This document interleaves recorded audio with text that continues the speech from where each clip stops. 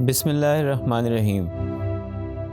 السلام علیکم دوستو، کنسنٹریٹ ٹی وی میں آپ کو خوش آمدید کہتا ہوں۔ آج کی دنیا جس دور سے گزر رہی ہے وہ سائنس کا دور ہے۔ یہاں ہر بات کو حجت اور دلیل کے ساتھ پیش کیا جاتا ہے۔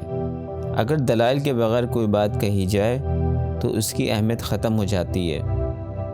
زمین و آسمان کے فاصلے ناپنے، چاند سورج کی گردش معلوم کرنے اور چاند کو مسخر کرنے کے خواب دیکھنے والی قوم ایک عرصے سے اس کوشش میں ہے کہ زمین کے اوپر اور زیر زمین پھیلے ہوئے وسائل کو زیادہ سے زیادہ استعمال کے قابل بنا دیا جائے۔ بڑے بڑے جہاز، آواز سے تیز رفتار طیارے، دیو ہیکل مشین، ریڈیو، ٹیلی ویژن، ایٹم اور ہائیڈروجن بم، خلائی سیارے اور اسپیس شپ وغیرہ، یہ سب انہی کوششوں کا نتیجہ ہے کہ جہاں تک وسائل اور ان کی صلاحیت کے علم کا انکشاف ہوتا ہے، وسائل کے پھیلاؤ اور وسائل کی زندگی یا حرکت میں کس حقیقی فارمولے کا عمل دخل ہے اور اس فارمولے کے پیچھے کون سی طاقت کام کر رہی ہے اور اس طاقت سے کام لینے والی ہستی کون ہے، سائنس اس مقام پر خاموش ہے۔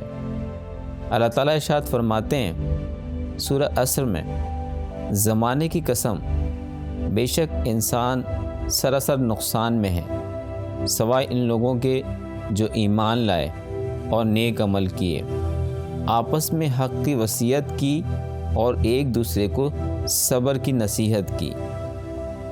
ہم دیکھتے ہیں کہ مادی دور کی اس ترقی میں براہ راست قدرت کی پیدا کی ہوئی اشیاء کا دخل ہے۔ مثلا لوہا ہماری ہر ترقی میں دخیل ہے۔ آپ اسے کسی نہ کسی جگہ پائیں گے، ریل کی پٹری میں، جہازوں کی تہ میں، مشینوں کے کل پرزے میں اور خلائی سیاروں میں، اونچی اونچی عمارتوں پر، سائنس کی بے شمار مصنوعات میں، مسجدوں، مندروں اور گرجاؤں میں کون سی ایسی جگہ ہے جہاں کسی نہ کسی صورت میں ہی صحیح اس کے وجود سے انکار کیا جا سکتا ہے۔ قرآن پاک کی زبان میں بتایا گیا ہے، اور ہم نے نازل کیا لوہے کو بے شمار صلاحیتوں کے ساتھ، اور تحقیق اس میں انسانی دنیا کی ترقی کے لیے بڑے امکانات ہیں۔ ہماری ذہنی کاوش ہمیشہ یہ رہی ہے کہ ہم لوہے یا لوہے کی قسم کی دوسری دھاتوں اور عرض پر موجود وسائل سے کس طرح فائدہ اٹھا سکتے ہیں۔ ذہن کو جس طرح حرکت دی جاتی رہی، ہمارے سامنے فوائد یا نقصان آتے رہے اور ہم نئی سے نئی چیز اختراع کرنے پر قادر ہو گئے، مگر ہم نے اس تلاش میں ہمیشہ کوتاہی کی کہ جس ہستی نے وسائل میں اتنی زبردست صلاحیتیں ذخیرہ کی ہیں وہ کون ہے، اور ان وسائل کی پیدائش سے اس ہستی کا منشا اور مقصد کیا ہے۔ ہم نے یہ بھی معلوم کرنے کی کوشش نہیں کی کہ ان چیزوں کو کارآمد بنانے کی صلاحیتیں ہمارے ذہن میں کس طرح اور کہاں سے آتی ہیں۔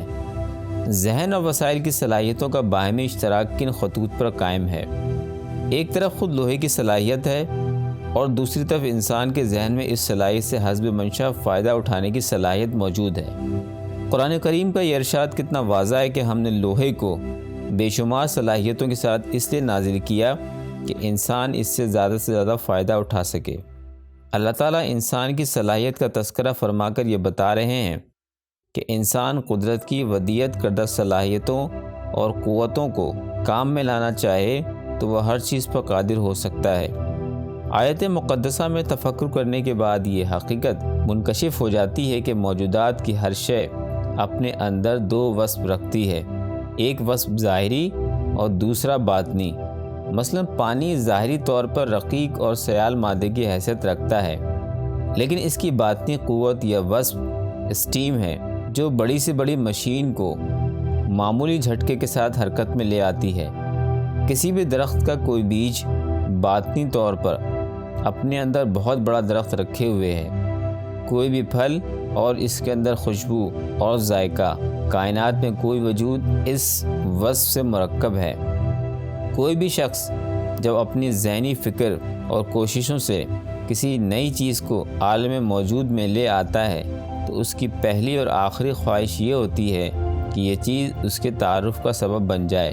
یہ وصف انسان کو اللہ تعالیٰ نے عطا کیا ہے۔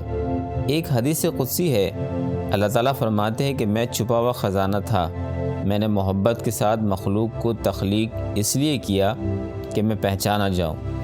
اس فرمان خداوندی کے تحت ہر چیز کو وجود میں لانے والی ہستی کا انتشار اور مقصد یہ ہے کہ کائنات میں جس قدر مصنوعات ہیں جو اس کے تعارف پر ذریعہ قرار پائیں، رسالت کا اقرار اور تعلیم ہمیں اسی طرز فکر کی دعوت دیتی ہے۔ یہ تعلیم ہمیں اس بات کی طرف متوجہ کرتی ہے کہ انسان اگر اپنے باطنی وصف کے علم کو حاصل کر لے تو موجودات کو وجود میں لانے والی ہستی کو پہچان سکتا ہے۔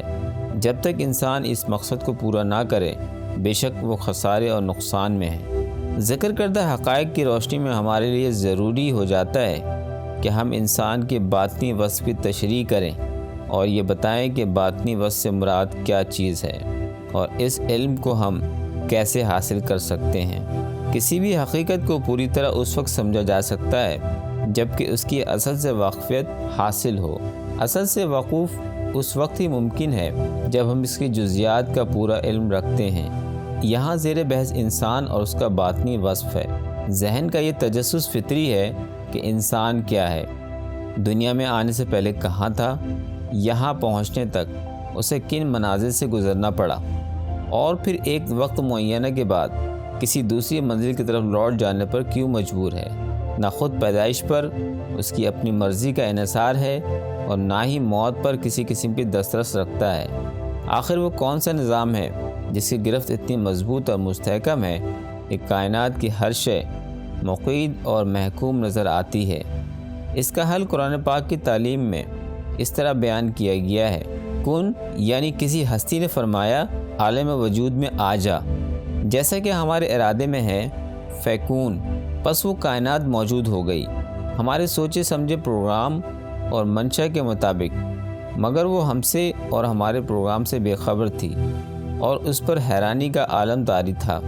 جب ہم نے چاہا کہ اس کائنات کی حیرانی ختم ہو جائے تو ہم نے فرمایا الست بربکم، اے انسان اس کا عہد کر کہ میں تیرا رب ہوں۔ قالوا بلا، انسان نے کہا جی ہاں، ہم اس بات کا عہد کرتے ہیں کہ آپ ہمارے رب ہیں۔ عالم ازل میں جس نے رہبانیت اور وحدانیت کا عہد کر کے اپنے مخلوق ہونے کا اعتراف کیا تھا، وہی اصل انسان اور اس کا باطنی وصف ہے۔ اس کا واضح مطلب یہ ہے کہ انسان ازل میں ہی منشائے الہی پورا کرنے کا اقرار اور عہد کر چکا ہے۔ یہ دیکھنے کے لیے کہ انسان اپنے عہد کو کہاں تک پورا کرتا ہے، اسے مختلف منازل سے گزار کر باطنی وصف کے ساتھ ایک اور ظاہری وصف جسم دے کر اس دنیا میں بھیجا گیا اور ساتھ ہی بے شمار وسائل بطور نشانی پھیلا دیے تاکہ انسان تفکر کے ذریعے اس بات کو سمجھ سکے کہ جب اس کے استعمال کی کوئی بھی چیز اس قانون سے باہر نہیں ہے کہ ہر شے دو اوصاف سے مرکب ہے، تو پھر خود انسان اس قانون سے مستثنی کیسے ہو سکتا ہے۔ جس طرح درخت کا کوئی بیج اپنے اندر ایک درخت رکھے ہوئے ہے، اسی طرح انسان کا یہ مادی جسم اپنے اندر موجود باطنی صلاحیتوں کا تابع ہے جنہیں ہم روح کی صفات سے تعبیر کرتے ہیں۔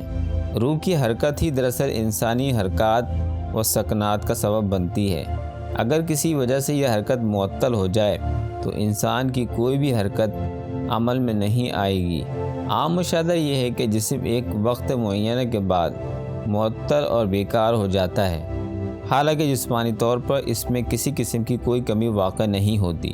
کسی بھی مذہب سے تعلق رکھنے والا ہر فرد جسم کے اس تعطل کو موت کا نام دیتا ہے، یعنی کہ جسم کو حرکت دینے والی شے نے اس جسم سے اپنا رشتہ منقطع کر لیا ہے۔